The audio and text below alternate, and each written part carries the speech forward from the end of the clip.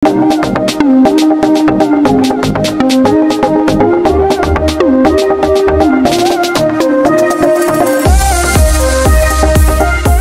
kembali ke tema hari ini, tepung dan adonan yang seharusnya. Jadi kadang ada yang DM di akun ya, Min gimana sih Min, tepung misal untuk donat itu pakai apa, tepung untuk kue kering itu pakai apa, tepung untuk misal soft bake cookie itu banyak yang tanya ya, karena adonan itu bervariasi ya. Ini kebetulan ada punya Bukasari, ini kita dari tepung serbaguna itu segitiga.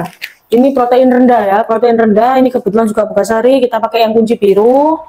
Yang ini cakra kembar, ini protein tinggi ya.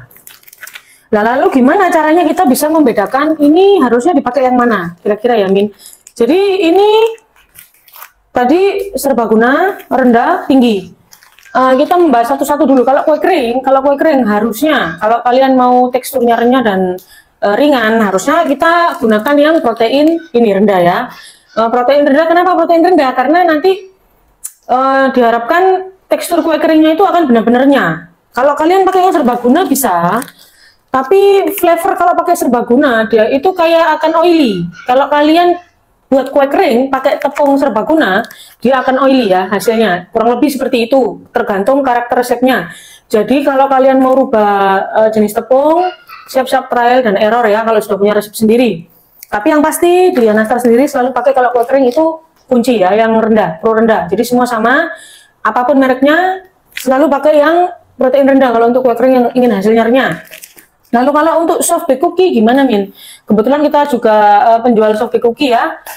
Tergantung soft bake cookie, banyak yang resep gratis beredar itu memang kan pakai ini ya, serbaguna ya. Kalau yang resep bule-bule itu pakai resep ini. Tapi waktu kita pernah compare dulu sebelum beberapa tahun yang lalu, hasil dari ini dia terlalu bold ya, terlalu bold rasanya. Jadi di Nastar sendiri untuk soft bake cookie kita menggunakan tetap protein rendah.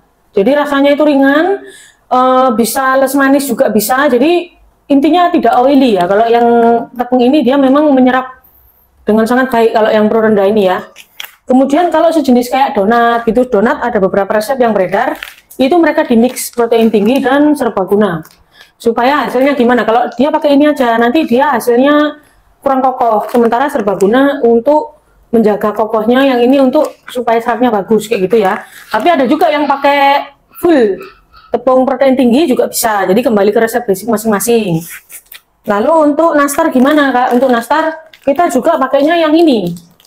Tapi ingat ya, nastar memang kebanyakan pakai kunci, tapi tergantung resepnya masing-masing. Karena kalau mau menghasilkan nastar yang lumer, bukan tergantung dari jenis tepung dan apapun yang dipakai, atau mungkin tepung yang dikukus atau apapun, bukan, tapi dari skala. Jadi perbandingan skala tepung atau butternya itu berapa, itu yang membuat nastar teksturnya bisa lumer. Terus kalau untuk khusus adonan roti sendiri, biasanya kita pakai yang cuman ini ya, pro tinggi. Tapi ada beberapa resep yang masih dikonversi, masih di pantry, kita juga memakai yang ini. Karena masih untuk resep aneka ragi kita masih dikembangkan ya, kayak gitu. Tapi kebanyakan semua pakai yang kunci memang. Jadi kue kering, soft bake cookies, adonan kasutra, adonan yakek, adonan lapis legit, semua kita pakai yang protein rendah ya. Karena tujuannya penyerapan airnya akan sedikit. Jadi diharapkan produk itu juga punya tahan lama yang mumpuni, kayak gitu ya. Jadi komen di bawah kira-kira adonan apa yang mau ditanyakan, nanti dibahas di video selanjutnya. Oke, see you.